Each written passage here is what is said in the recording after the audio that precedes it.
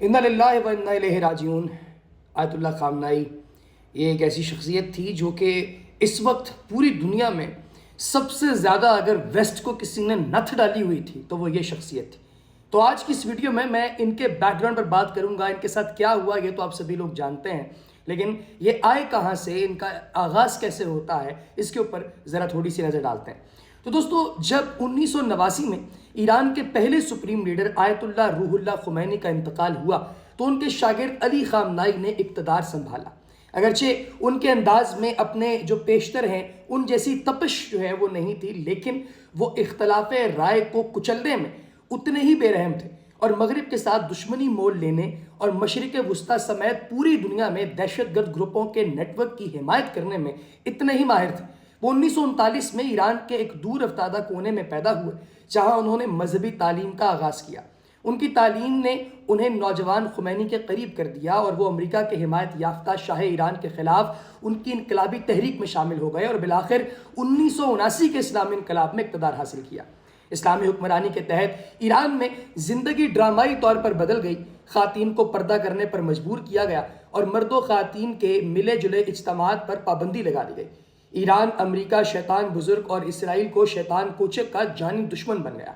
1981 میں خمینی نے اپنے شاگرد کو ایران کا صدر مقرر کیا، لیکن اپنی حلف برداری کے وقت ان کا دایاں بازو ایک پٹی میں بندھا ہوا تھا جو ایک نماز جمعہ کے دوران قاتلانہ حملے میں مفلوج ہو گیا تھا۔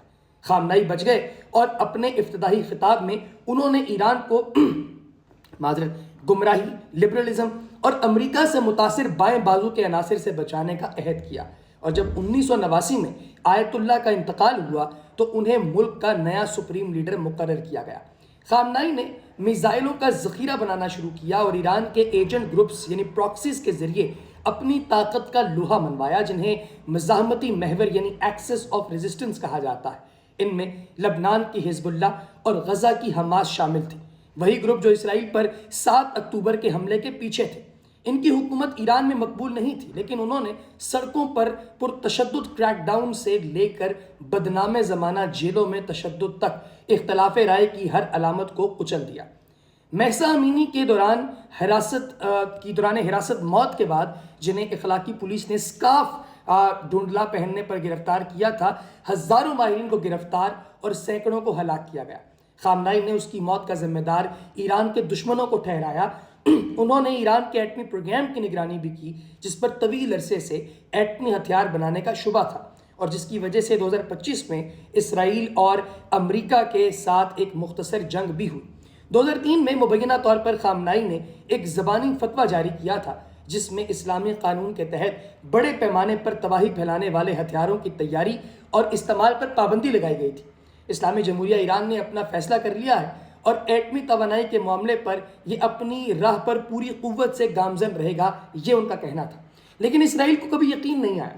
2015 میں ایران نے عالمی طاقتوں کے ساتھ یورینیم کی افزودگی روکنے کے بدلے اربوں ڈالر کی پابندیوں میں نرمی کا معاہدہ کیا، لیکن آنے والے صدر ڈونلڈ ٹرمپ نے اسے منسوخ کر دیا اور یہ کبھی بحال نہیں ہو سکا۔ 2020 میں جنرل قاسم سلیمانی کی ہلاکت کے بعد امریکہ اور ایران کے درمیان تناؤ ایک بار پھر بھڑک اٹھا۔ خامنائی نے بدلے کا عہد کیا اور خطے میں امریکی اڈوں پر میزائلوں کی بوچھاڑ کی۔ علی خامنائی نے ایران پر اس وقت حکومت کی جب وہ اپنے عروج پر تھا، لیکن ان کے دور میں ہی اس کا تیزی سے زوال بھی شروع ہوا۔ 7 اکتوبر ایک اہم موڑ ثابت ہوا۔ اسرائیل نے ایران کے حامی گروپ حماس اور پھر حزب اللہ کے جتنے بھی حامی تھے اور جتنے بھی لوگ تھے ان سب کو کچل دیا۔ پھر اس کے اتحادی بشار الاسد شام سے فرار ہو گئے، جس سے ایران تنہا اور کمزور ہو گیا۔ 2025 میں اسرائیل نے موقع پایا اور امریکہ کی مدد سے ایران پر بھرپور وار کیا۔ یہ حکومت اور اس کے لیڈر کے لیے ایک ذلت آمیز شکست تھی جو اس مختصر جنگ کے دوران روپوش رہے۔ تب سے ایسے شواہد جو ہیں وہ بڑھ رہے تھے کہ حکومت اپنی کمزور ترین سطح پر ہے۔ پھر گزشتہ سال کے آخر میں ایک اور عوامی تحریک اٹھی جو معاشی بدحالی سے شروع ہوئی لیکن بڑے حکومت مخالف مظاہروں میں بدل گئی۔ خامنائی نے مظاہرین پر ڈونلڈ ٹرمپ کی ایما پر کام کرنے کا الزام لگایا۔ ہم امریکن صدر کو نقصانات اور ایرانی قوم پر الزامات کی وجہ سے ایک مجرم سمجھتے ہیں، یہ ان کا ماننا تھا۔ اسلامی جمہوریہ نے ایک بار پھر کریک ڈاؤن کیا اور ہزاروں افراد کو ہلاک کر دیا۔